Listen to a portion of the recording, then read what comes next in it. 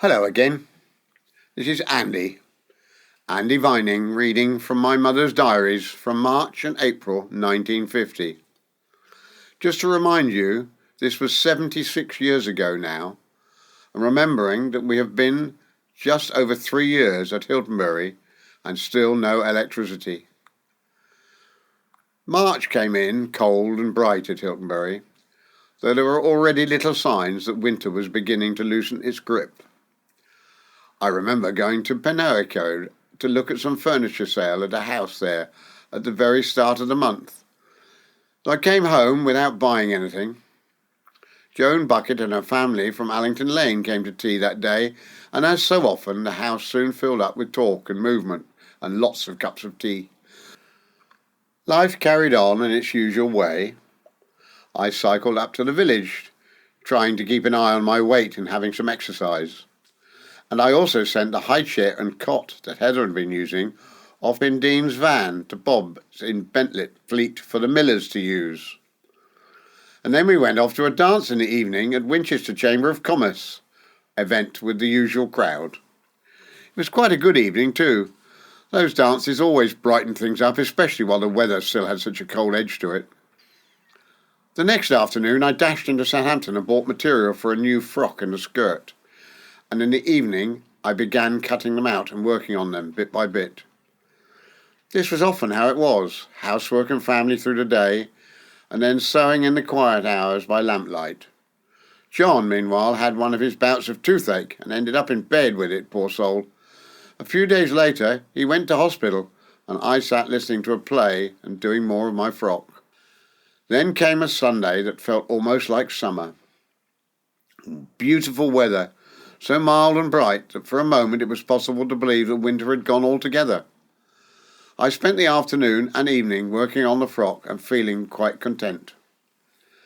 Of course, there was never much time to sit still for long. Mondays always meant washing and hanging the clothes out on the line, and there was always the ironing to follow. By the end of one such day I had finished the frock, which was very satisfying. Family and friends were forever coming and going too. Uncle Fred, Auntie Vi came up one day, Tommy Parker called in one evening, and before I knew it, Mother, Bella, Fred and Vi were all here to supper. One never seemed to wonder where the next conversation was coming from.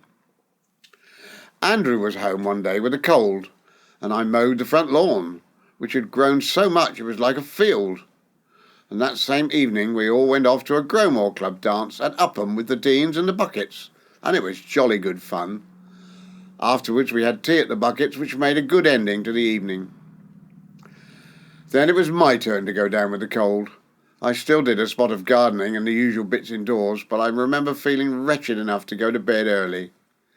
Even so, there was always darning to be done, and sewing and people calling. Mr. South the builder came to distemper the hall.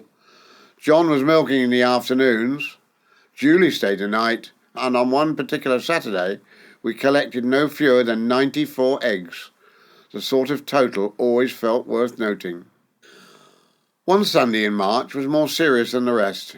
Jennifer, Janet and I went to church, and afterwards to the cemetery with flowers. It was the anniversary of Dad's death.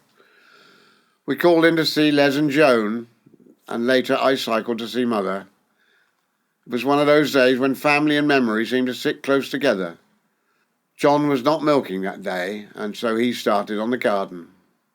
Not everything went smoothly, of course. The car went wrong at one point, and Mr. Tring had to fetch it away. There was a bit of a fuss about drains when Jenkins came, though that was all sorted out in the end.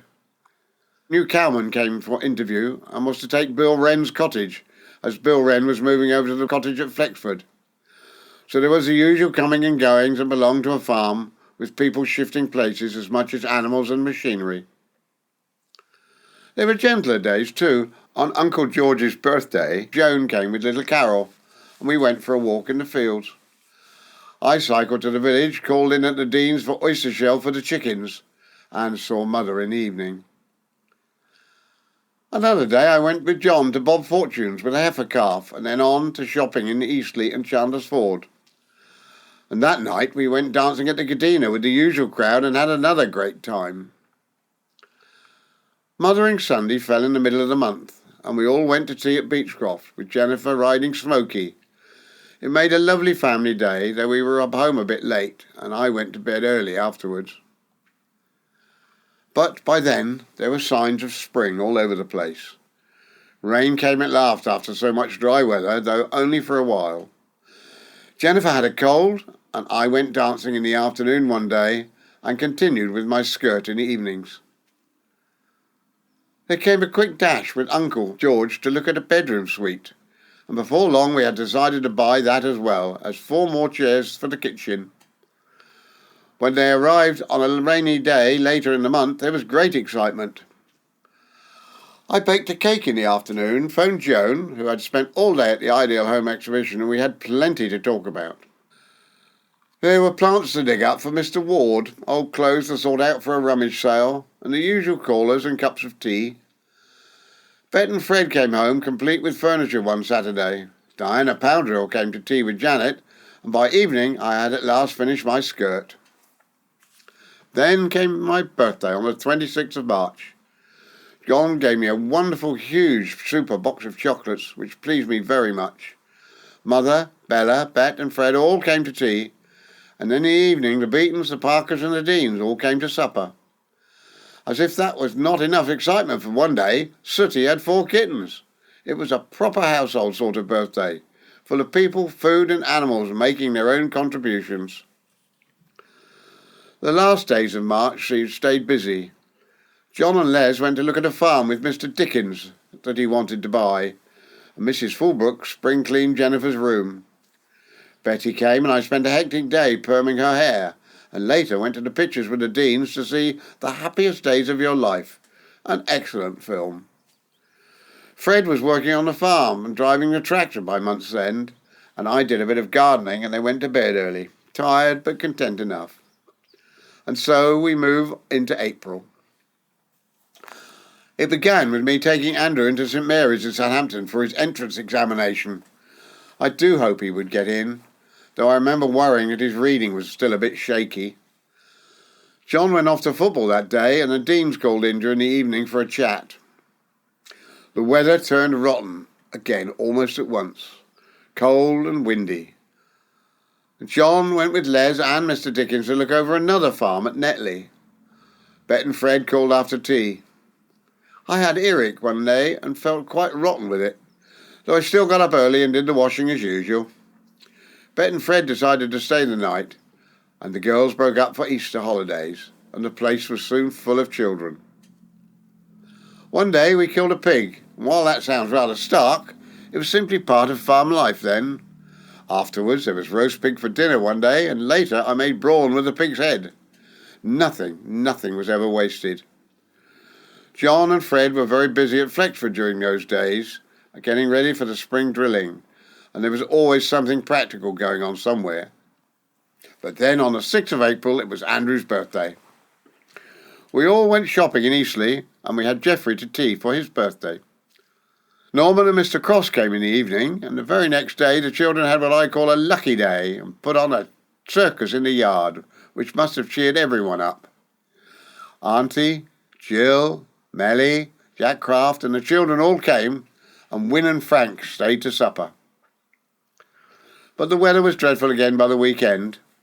Terrible wind that really got on my nerves, and the kitchen chimney started to smoke so badly that the place was full of it. We still had a lovely bit of our roast pig for dinner though, and that evening Mother and Bella and Bet and Fred all came up before John and I went to the pictures in Winchester with Norman and Kath. Even the next day, the kitchen was still full of smoke, so I walked to church for the 3 o'clock service, but I had to walk as my bicycle had no brakes and weren't working properly. Then in the evening I was dozing quietly in the dining room by the fire.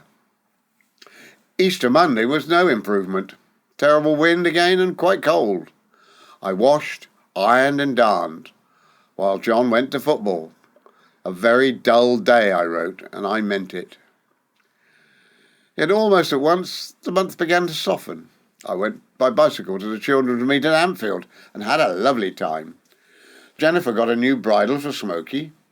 I went to tea at Nora's by bus one afternoon, and we planted rose trees in the front garden. Tommy Parker called in with a sample of tiles for the hall. I helped John put nitro chalk on the kale in the hockey field, and Joan came up and walked round the field with me, looking at what we had done. There was gardening to do and hen's eggs to put under the bantams, and Cross was busy getting the house ready for the chicks. Then on the 15th, John fetched 175-day-old chicks from Mr. Cheek. That caused quite a stir. They were lovely little birds, all arrived all happy and cheeping. Jennifer, Janet and Julie went off to the Hursley hunt point to point in the horse box, while Marjorie called with Mrs. Tripp and the family. And by evening, Mother, Betty, Fred, Bella and the teens were all here for supper. A house is never quiet when you have chicks, children, visitors and supper guests all at once. The clocks went on during the night soon afterwards, which made getting up even harder than ever. I cut the front lawn and noted that the chicks seemed all right, and cut out a new pair of nylon evening knickers, which felt very modern at the time. There were shopping trips to Southampton, evenings at the pictures with Joan and Les. We saw Three Came Back, which I thought very good, a very good film. There were visits to Granny, Bella and Betty at Beechcroft, and Joan brought Carol and her mother to see the chicks and the kittens one lovely day. And then Betty walked up in the evening while Tommy and Lorna called and John got on with the potato planting over at Flexford. There were still little treasures to be had. One evening I took Wynne to the Flicks and we saw The Blue Lamp, and then had supper at the Dean's. On Nora's birthday we gave her a bicycle pump, which sounds mundane and practical, rather than romantic, but that sort of present was often the most useful. Later that evening, I went down to the Dean's to see how Ginny was getting on, the Dean's dog, as she was expecting little puppies. Then poor Andrew fell off his bike and cut his face badly, and that was a nasty shock. He wasn't very happy about that. About the same time, the weather turned savage once more. There were snow showers, and I went up for a perm and had my hair cut very short again. Mrs. Fulbrook spring-cleaned my bedroom. Betty came to lunch and the girls went back to school after Easter. And then in the night, would you believe, came a heavy fall of snow. The next morning it lay thick on the ground. John was going to try out some disc harrows for Les, while I stayed in all day with a streaming cold, but the weather was just too bad to do any disc harrowing and snow on the ground. Wynne telephoned to say that Jenny still had not pupped, and I quietly did my dining by the fire in the evening. The ground was still too wet for John to drill barley when he tried, so I went into Southampton with Wynne, Julie and Heather, and to the convent to see how Aunt Jennifer's coming trip to France. The same day, Jenny at last had 2 puppies, which was a relief after all the waiting. Tommy telephoned too. Exciting news. He had managed to get tickets for the cup final, which caused great excitement for John. The end of the month had a mixture of chores and pleasures as usual. I filled in the cracks in the hall window ledges with plastic wood and finished the dining. Then on cup final day, John, Frank Dean and Roger went up to Wembley. I called into Winchester with the Mannings, Nora called, and later John telephoned from Wembley to say that they were staying on to see ice hockey at Wembley as well. Wynne came over for the evening, and the men arrived home at 1:45, having had a marvellous day.